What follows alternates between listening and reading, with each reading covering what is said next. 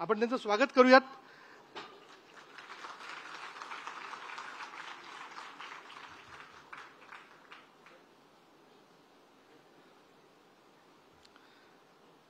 आजच्या कार्यक्रमाला खास वेळात वेळ काढून केंद्रीय रस्ते व भूपृष्ठ वाहतूक मंत्री नितीन गडकरी साहेब आवर्जून इथे उपस्थित आहेत. मला असं वाटतं नागपूरकरांच्या टाळ्या कमी पडता कामा नये.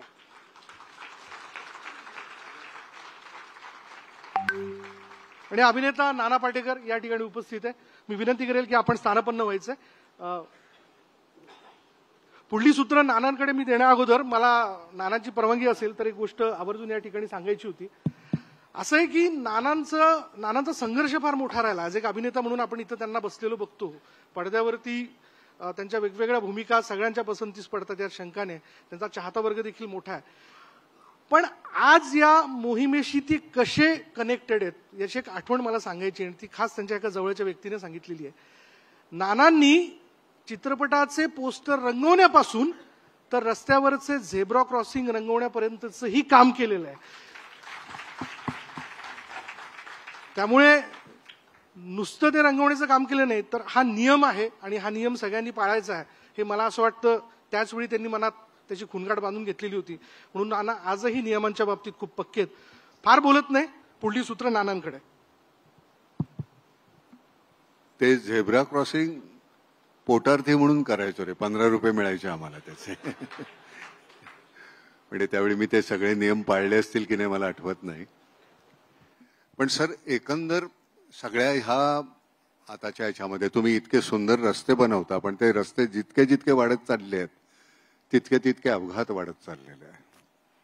आपले 12% जास्त झालेले आहेत आता 18 ते 22च्या दरम्यान आणि 1,68,000 एवढे अपघात झालेले आहेत. तुम्ही लोकसभेमध्ये ते मान्य केलं की नाही मी इथे हरलेलो आहे की इथे याच्या संदर्भात मी काही करू शकलो नाही. तर या संदर्भातलं तुम्हाला काय वाटतं कुठले आमच्या बाजूने आम्ही कुठे कमी पडतोय जनता म्हणून? मुळामध्ये अपघात 5 लाखापेक्षा जास्त आहेत आणि जे 1.5 लाख मृत्यू होते ते आता 1,68,000 झाले आहेत.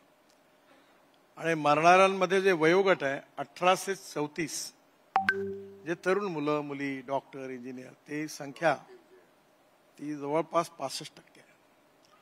आणि त्यामुळे कुठल्याही दंग्यात लढाईत कशातही पण लोक कोविड याच्यात देखील जेवढे मरत नाहीत तेवढे याच्यात मरतात.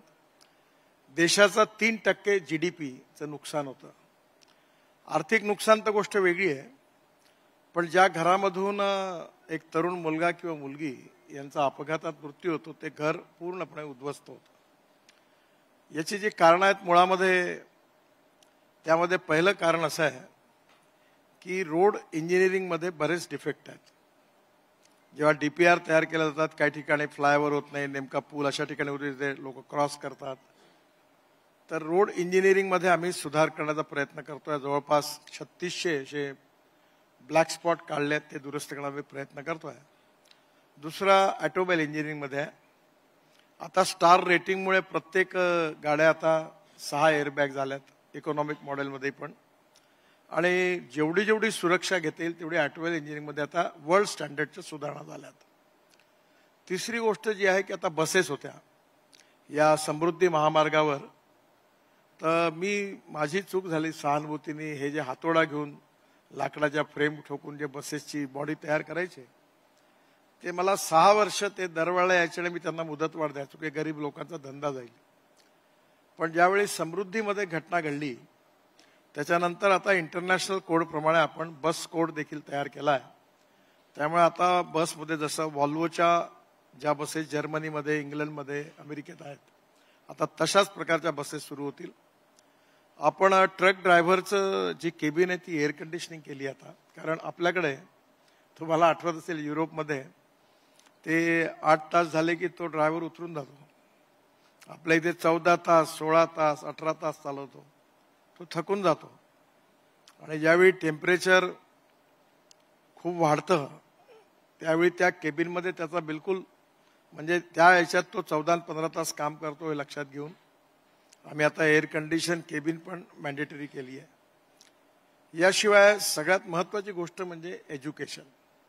आता तुम्ही आणि मी गाडीत येत असताना समोरच्या चौकामध्ये रेड सिग्नल असतानाही पण एक माणूस आपली स्कूटर झटकन घालून तिकडे घुसला. रोडच्या बाजूला डिवायडर आहे, त्याच्यावर महिला पुरुष चढतात, इकडे इकडे पाहतात आणि उडी मारतात. रेड सिग्नल असेल थांबत नाहीत, हेल्मेट घालत नाही स्कूटरवाले.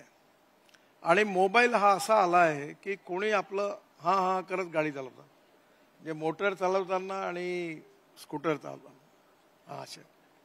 आणि मग